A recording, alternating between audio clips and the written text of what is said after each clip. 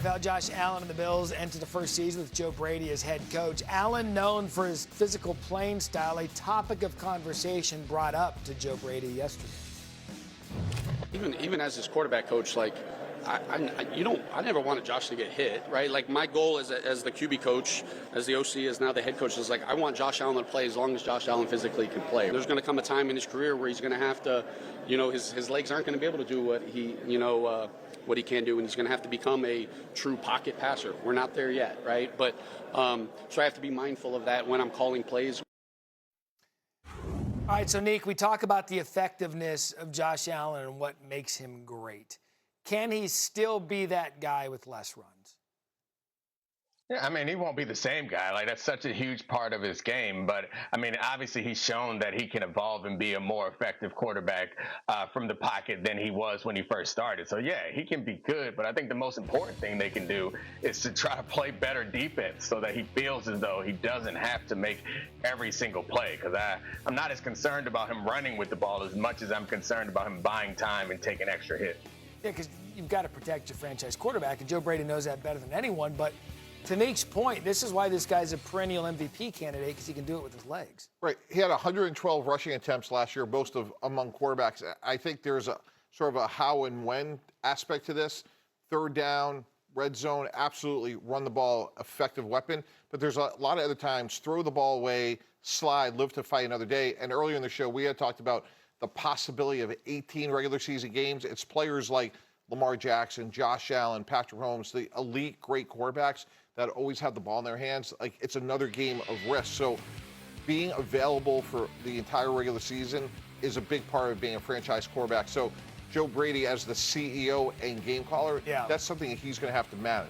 It's so interesting when you talk about Josh Allen, because what makes him so special is that his arm is otherworldly, right? But he attacks defenses like he's a linebacker. He attacks defenses like he's a running back.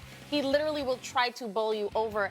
And when you think about having to kind of coach that out of him to protect him, it really is part of his superpower. But I think when you look at this Bills offense, Josh Allen always feels like he has to do everything. And I think that's part of bringing in DJ Moore. He needed a true number one. Mm-hmm. And the key there is the chemistry. Josh has to feel like I can trust you, right. I can rely on you, and you'll be there when I need you. So I'm not the person who's like, I got to run it 40 yards for a touchdown because there's nowhere else I can go right now outside of James Cook. I'd say this. I'm intrigued to see how now that he has an offensive-minded head coach, how that relationship kind of manifests itself, knowing that now he's got a guy that's used to calling his ball plays, Neek, and now he's out there, he's the head coach of the team, bringing in a DJ Moore. Maybe there is an inherent trust factor now that he'll have with his offensive weapons and now his head coach. Yeah, I mean, to Joe Brady's credit, though, like, they did solidify the offensive line and put together a really good rushing attack, which I think is the best thing you can do. Let's get the best friend of the quarterback to make his life easier and take a little pressure off him. I think, to Kimberly's point, adding DJ Moore, he's a really great run after the catch receiver, so you can get rid of the ball quickly and somehow get explosive plays out of a short pass. But I still think the most important point, despite the fact that they have an offensive-minded head coach, is can you get a defense that can get a few stops and make it so you don't feel like you have to get an insurmountable lead, or you're not trailing in the fourth quarter, and you can feel comfortable with punting the ball away because you know your defense is going to get it back to you. Yeah, no, that's exactly right. And by the way, the whole DJ Moore aspect to me is like, that's improvement, guys, but I would still keep going. Like, there's ways for this offense to evolve. And the fact that Joe Brady's now the head coach, I'm really curious to see, do they try to run the ball more maybe earlier in the season? It's going to be interesting to see what steps they take, but clearly their passing game has improved, but I still think there's ways for this to get even better. It's a deep draft with receivers as well. You can go pluck a couple in there and completely retool this thing for Josh Allen going into the next season. To the team now that won the NFC East last year, the AFC East rather, the Patriots. Coach Mike Vrabel spoke at the owners' meetings yesterday and was asked about the possibility of acquiring his former wide receiver, A.J. Brown, from the Eagles. We're going to try to do everything we can to strengthen our roster through the draft, through free agency, multiple ways of player acquisition. So anything that we can continue to do to strengthen the roster, we're going to try to do. All right, so that was him giving you're laughing because you know exactly what they're doing at those things. Yeah, and what he's saying is, yeah, we would love to have A.J. Brown, and you'd be crazy to think that I wouldn't want to have A.J. Brown. So, you know, in the dot connecting world, obviously a lot of success in Tennessee together. Patriots had a great year. They need a receiver on the outside. They moved on from Stephon Diggs. So clearly this makes sense. Again, just to remind the audience, as Dan Graziano reported earlier in the week, there's a significant difference if they would trade A.J. Brown after June 1st. So we'll see what happens. But Mike Vrabel, like, you know, he can't come out and say the player's name for tampering purposes. Right. But that's about, I mean, he's like, in that world, he's screaming from the rooftops. Like, yeah, of course. I can tell you since the combine, I had a GM say to me, I said, A.J. Brown, would you have any interest? He's like, oh, Patriots are all in on that. I know the Patriots are going to be all in on A.J. Brown. That was back weeks ago. Everybody in the NFL, you okay there, Mike? Everybody in the NFL has sort of been looking at New England and A.J., that connection between Vrabel and A.J. Brown.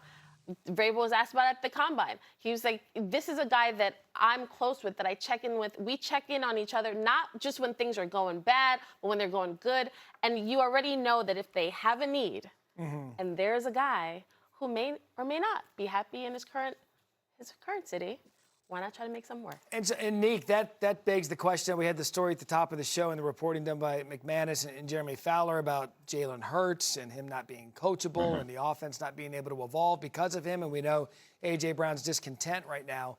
Does that coming out today and maybe connecting some dots change your mind on A.J. Brown's future, whether he remains in Philly or goes elsewhere, maybe like New England? Not necessarily. I mean, I think that AJ is getting close to that age where some GMs will be a little bit more reluctant to sign on for a long-term deal. So I don't think that, despite the fact that the Eagles seem to agree with some of the things about the offense that AJ was upset about, I still think that they might be open to trading him if they could get some quality back in return. But I think, to the Patriots' point, while they were in the Super Bowl, that offensive run during the playoffs was really bad. So they need some help on that side of the ball, clearly. Yeah, and look, and we're talking about a young quarterback and stunting young quarterbacks' growth. Drake May was phenomenal in year 2, but you've got to build on that with what Nick is saying and shore up some things that could make the quarterback take a step back. Yeah, and there's also a sense of urgency, Matt, because, you know, he's on a rookie deal in a year or so. When he's extension eligible, these become a much harder problems to solve. So certainly another offensive lineman or two, and again, a number 1 wide receiver, and the Patriots have a chance to get back. Can I just add one thing, though? A lot of teams make the mistake of thinking they're further along in the process of being Super Bowl, like we are definite Super Bowl like contenders, and they they overestimate their roster. So I don't know, are they an A.J. Brown away? I know they were in the Super Bowl, but the schedule also had something to do with it as well. So I just don't, a lot of teams right now have to decide, are we one key player away from being in that big game? That was 2 things. My bad. Trying to keep it going here. By the way, this just happened on social media moments ago from Julian Edelman. Let's get to work. He's coming back. He's going to the Patriots. I'm trying to sign him at BC, actually. See if because you're the new Boston College GM. Donnie, be careful. There's going to be something out there today. That will be real? Someone's taking the bait on something. And it's going to be spectacular when we find out who that person is. And contrary to what I said earlier, that Get Up was 8 to noon because there's no first take,